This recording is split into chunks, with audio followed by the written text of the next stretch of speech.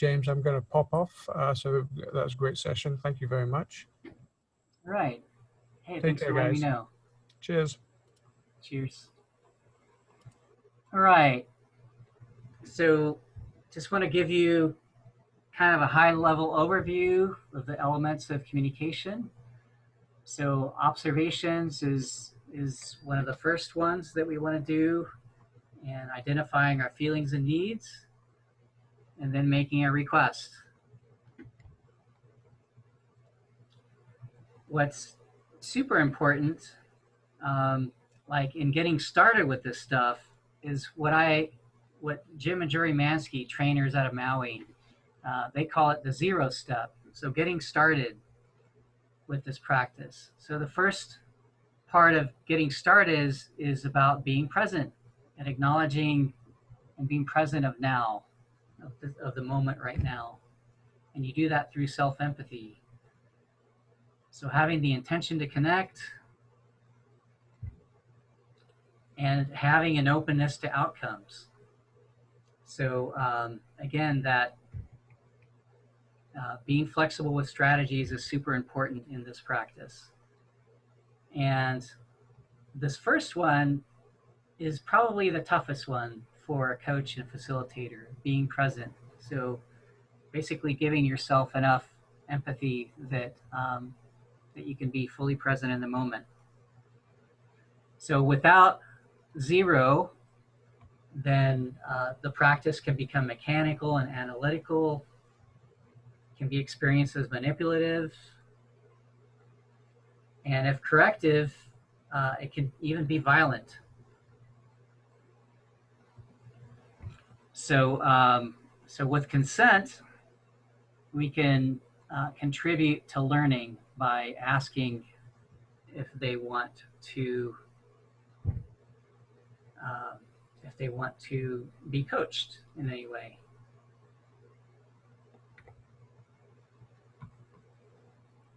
So yeah, so I wanted to spend a little bit of time talking about some of the challenges of a coach in actually living out this 0 step. So would love to do that as a group.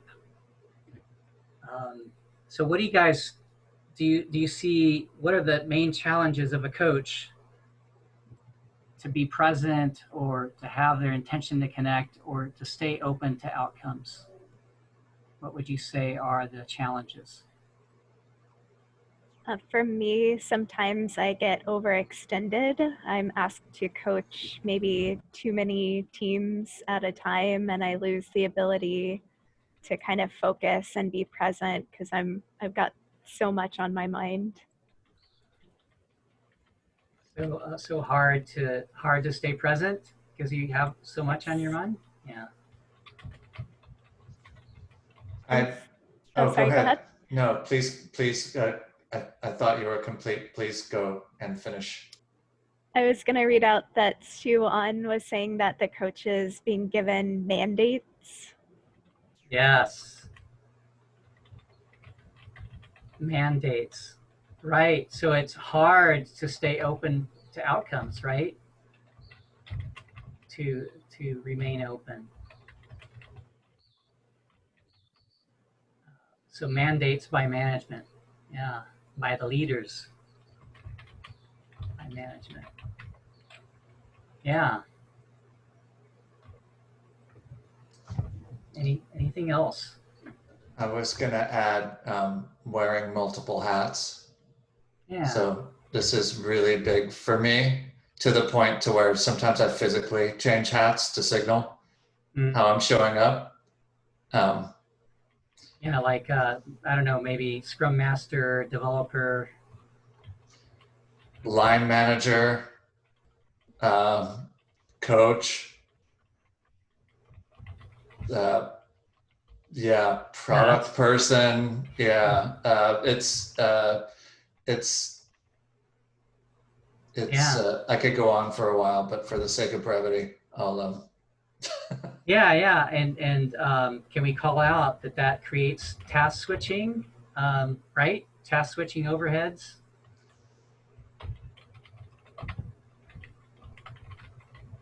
And is there, so there's an efficiency loss, but also hard to stay present, right? Or hard to focus. Yeah, it's the presence is around meeting the expectation of what role I'm in at the time. Mm. This is small company blues right here. This is Yeah, I've lived that life. Yeah. All right. Is there anything else? Any other? Yeah, well, I think I'll go. Yeah. I think bringing people together, I think it's an important part of any coach. So, So bringing people from different teams together with the common agenda. Hard to bring team members together when they're spread out? When they're spread out, or they have different agenda maybe. Sometimes that is the coach has to bring everyone together. And with different agendas, I would say preferences. Yeah. Yeah. Yeah, thank you. Yeah, I want to add something, if I may. Yeah. Forgive me if I have difficulty expressing this succinctly, but I think that this being present with an intention to connect and being open to outcomes requires you to be a certain way. And it doesn't necessarily require you to do a certain thing. And if the context is supportive of your value, you showing up as valuable because you're being a certain way, then that's a supportive environment. And environments often aren't supportive in that way because they're looking for the value being expressed by you doing a certain thing. Often not supportive. Yeah. In these values, yeah. Can I ask a clarifying question? Yeah. Let me float something and you can tell me, Simon, what you think.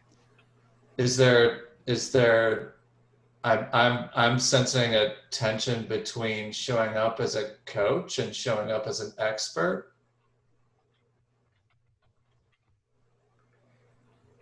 Well, I think the issue I'm expressing is that the distinction coach is not necessarily well understood.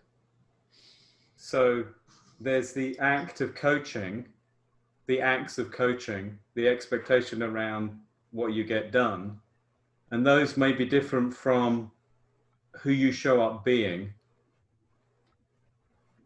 And it's just difficult because there's a subtle connection between the outcomes that you affect because of who you are and what you are a stand for, and the things that you do, right?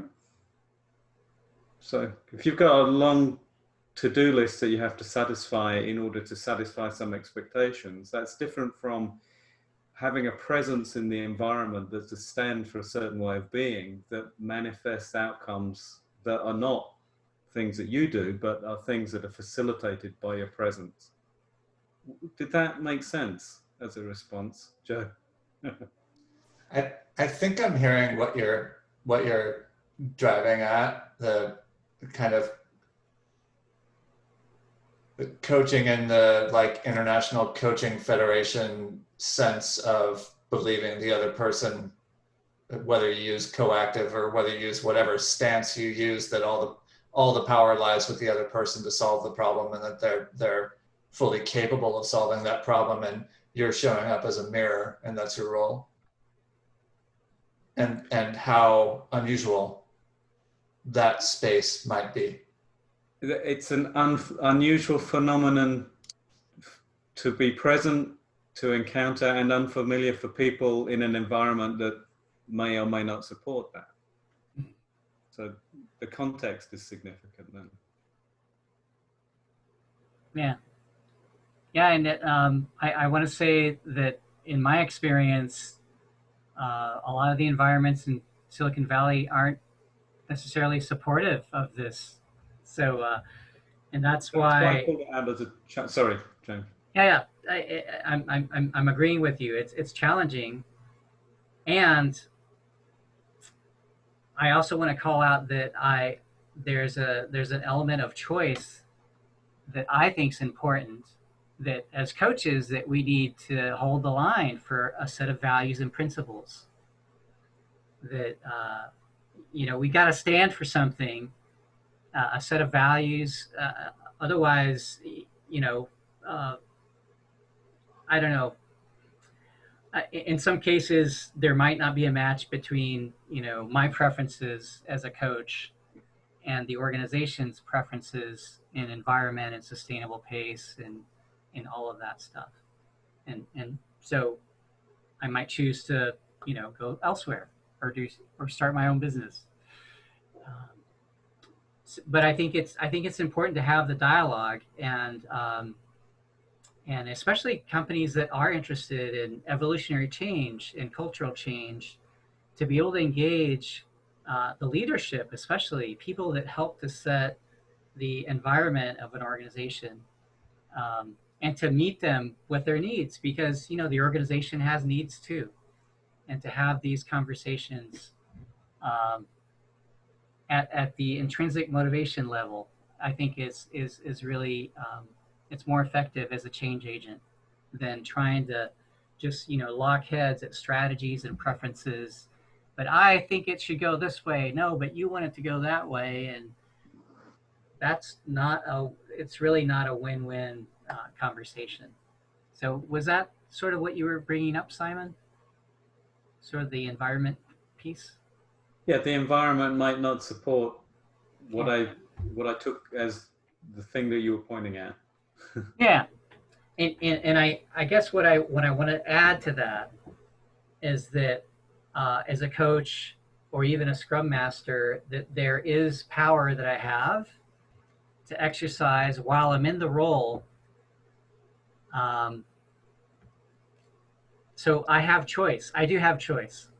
I refuse to give up that inherent power that I have because of my role. And if the team can't do something, it's part of my role to speak up for the team. And yeah, they may not like the answer, but it's still part of my role. So I don't have to follow what the environment is telling me. I guess that's the part that I wanted to throw in there, that I'm still at choice. I may not work there for a long time if there's a huge disagreement, but I think that there is an element of integrity, right? That's important in I would say being an agile coach or a change agent, right? Otherwise, why wear that hat? All right. Does this part of the conversation feel cooked? I have one more nugget and then we'll close out.